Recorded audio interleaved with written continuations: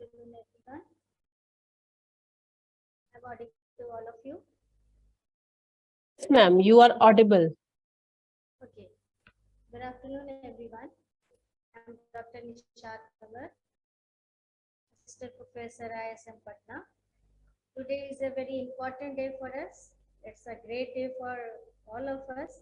We have learned a lot by listening the point of views of the participant, research scholars, and I would like to thank all of you to make this conference a successful conference. So let us start with my PPT.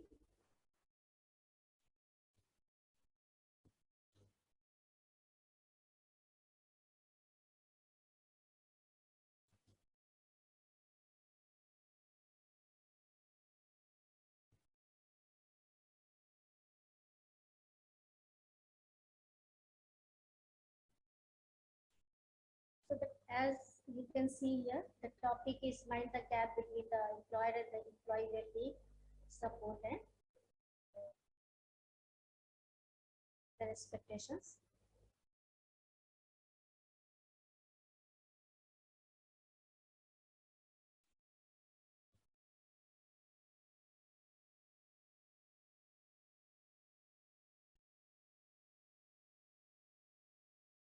So let us start with the objective. Here, we all know that, as we know that in recent years, there has been a growing recognition of the importance of supporting employees' well-being in the workplace. Employers nowadays have got very much concerned at improving the mental, emotional, and physical well-being of the employees, especially after COVID-19. It is in the concern of the employers to think about the stress level, daily burnout, and mental health challenges of the employees. The employees nowadays, the employees' well-being has become the priorities in professional life nowadays. So here, you can see here there are certain objectives which I have tried to clear here. The first is to know about the difference between the expectation level of the employer and the employees. After giving so much benefits, or you can say providing so much resources, what exactly is the reason for the difference between the expectation levels of the employer and the employees, and especially the effect of this gap, the expectation gaps by the side of employer and employee after COVID-19. To know the exact effect of the difference on companies' employee retention, productivity, and overall organizational outcomes. And the last one is the fulfill the gap between the employer and employee expectations of well-being for the success of an organization. Okay. So let us start. Here we will discuss about some expectation gap and the reason of the expectation between the employee and employee needs and the employer expectations. So we can see very well that very clearly that many organizations have implemented various well-being programs and resources to support their employees. But despite of these efforts, there remains a gap between what the employers are providing and what the employees expect in terms of uh, expect in, term, expect in terms of well-being support. This disconnect has significant implications for employee satisfaction, engagement, and productivity as overall organizational outcomes. The satisfaction gap between employer and employee refers to the difference in satisfaction levels between the two groups. Employers may have certain expectations of their employees, such as meeting performance targets or completing tasks with specific time frames. Employees, on the other hand, may have different expectations of their employer, such as fair compensations, work-life balance, and opportunities for career growth. When the expectations of both the parties are not met, it can lead to a satisfaction gap. This satisfaction can have significant implications for employee retention, productivity of organizational outcomes. So therefore, it is essential for employers to understand the need, need and expectations of their employees, and to create a positive work environment that supports employee satisfaction and engagement. Okay. So here the well-being of employees has become growing concern for organization in recent years, and research has demonstrated the benefits of promoting employee health and engagement. As a result, many organizations have implemented various well-being programs and resources to support their employees. However, despite these efforts, there remains a gap between what the employers are providing and what the employees are expecting from their employees. So in this paper, in this review paper, I have just tried to examine the factors contributing to this gap and to offer recommendations or suggestion to bridging this gap, how the employers can bridge this gap with their effort. So first of all, here you can see on this slide, here we can very well understand that the first and foremost factor is the organizational culture.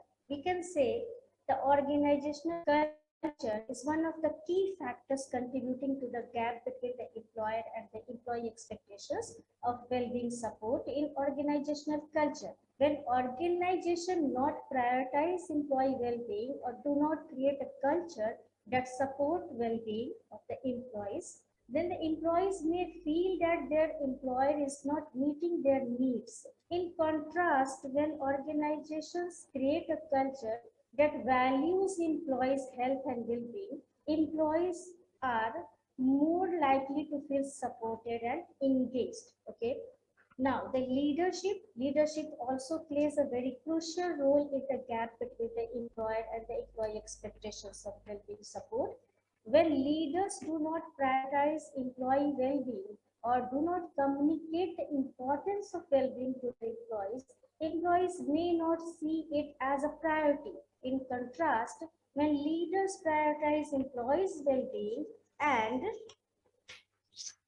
communicate this passage effectively, that whatever the employers are doing or providing them are for the you can say welfare of the employees. The employees are not likely to feel supported and engaged. And the most important thing is communication. Okay? Communication is another important factor contributing to the gap between the employer and employee expectations of well-being support.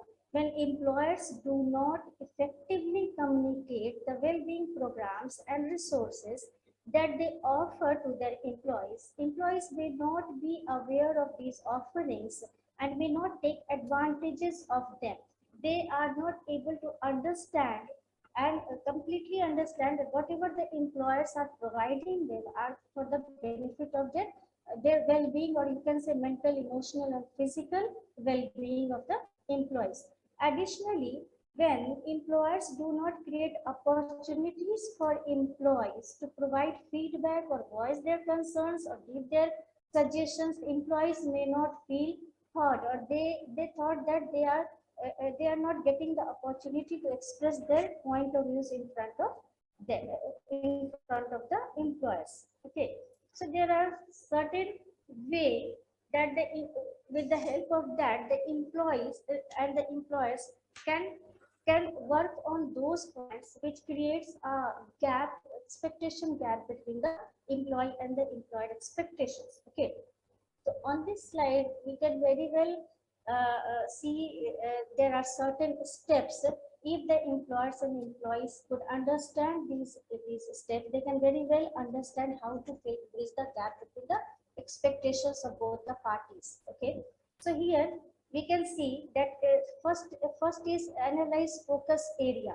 Okay, we must work on the focus area where we should work to bridge the gap or the expectation of the employer and the employee. They decide for the future goals. Every organizations have their future goals, and how these expectation gap are going to hamper their future goals, and how they are, and bridging this expectation gap, how they are going to be benefited to the whole organization and well-being of the employer and employee, that must be in concern.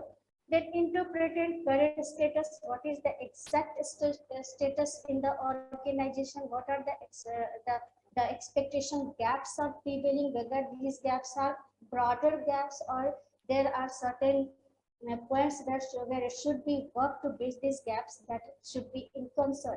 So step by step, we can understand how to bridge this gap and how to make a good relationship and you can say a better understanding between the expectation of both the parties. Okay, then compare current state with the future goals, and again enforce corrective measures or key areas where we have to work on that. Then, on the basis of all these steps and gathering all the information which are relevant to bridge these gaps, expectation gaps between both the parties, we can formulate action plans and draft and submit gap analysis report. After following all these steps one by one, it is going to be easier to know what is the present condition of the expectation gap between the employer and the employee, and how that gap has to be bridged. Okay, how this gap has to be fulfilled.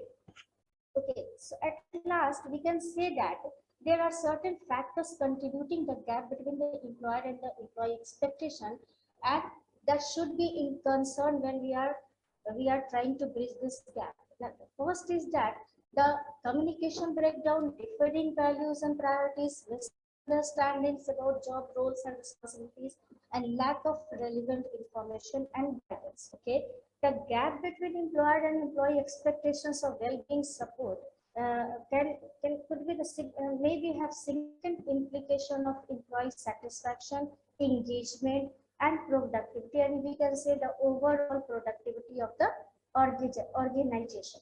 So this should be the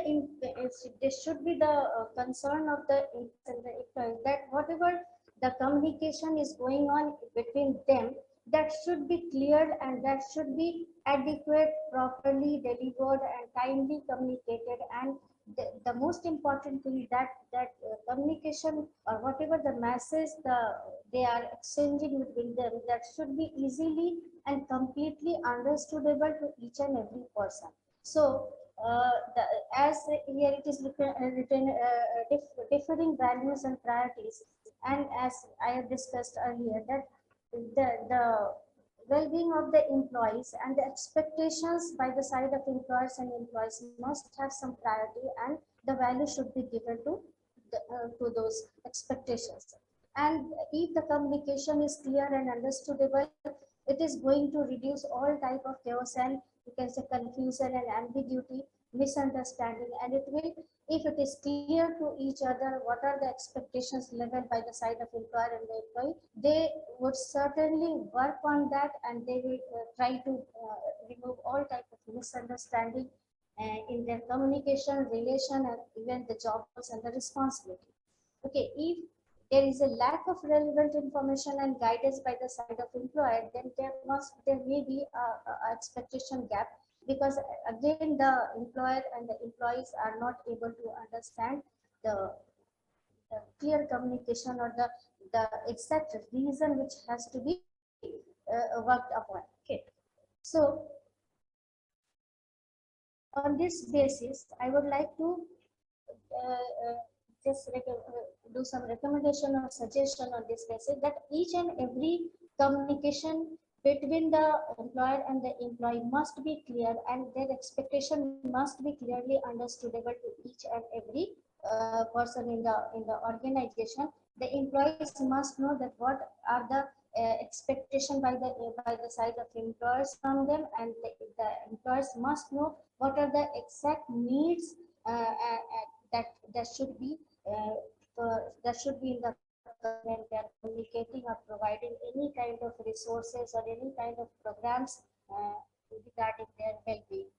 And it is just like a collaborative approach from both the parties. Both the parties must try to understand the expectation levels among them, between both the parties, and there must have some employee engagement programs by the side of employers, which could give an indication to the employees that whatever they are doing, they are trying to improve or enhance their well-being.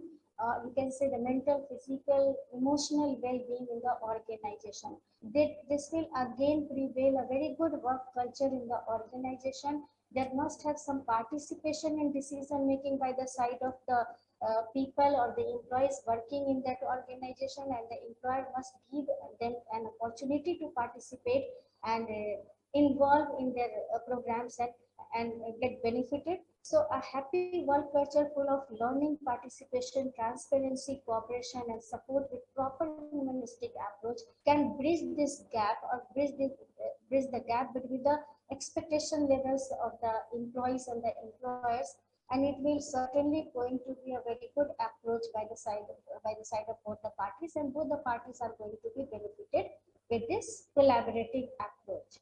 That's all about my presentation. Thank you so much.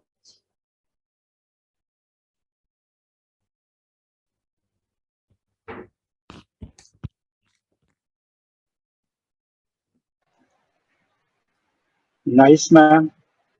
And this is the way how we can fill the gap between employer and employees.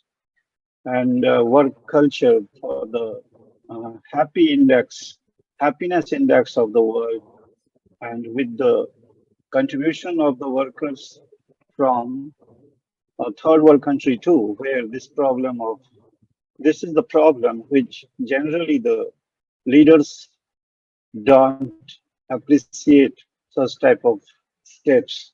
One way uh, steps are there, one way thoughts are there to make only profit. This is the ecology which we have to develop. Nice job, ma'am, and it should be appreciated. Okay, thank you, ma'am. Thank you very much, ma'am, for such a wonderful presentation. I would like to ask you for a stop sharing at your end.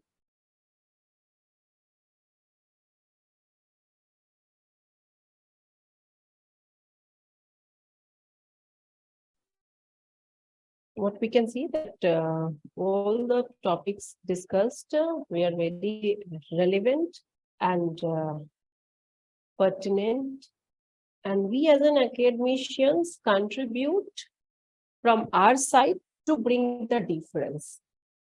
Whereas at organizational level, society level, or at the level of nation as well.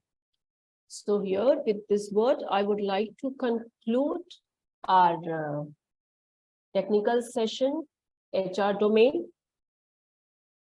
So I, on behalf of ISM Patna and the entire fraternity of the Institute, would like to thanks to our honorable dignitaries, and I'm also thankful to all the domain leaders, faculty members, and participants from the various colleges. My special thanks to the people behind the scene.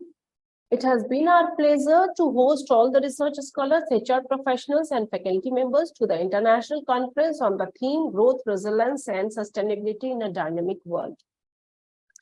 I'm thankful to our keynote speaker of the session, Cedric Ang Moon Senchil, international coach and trainer, Singapore Management University. In his words, there is a pressing need for the role of HR manager, which need to refocus the HR strategy for the growth and survival of the organization.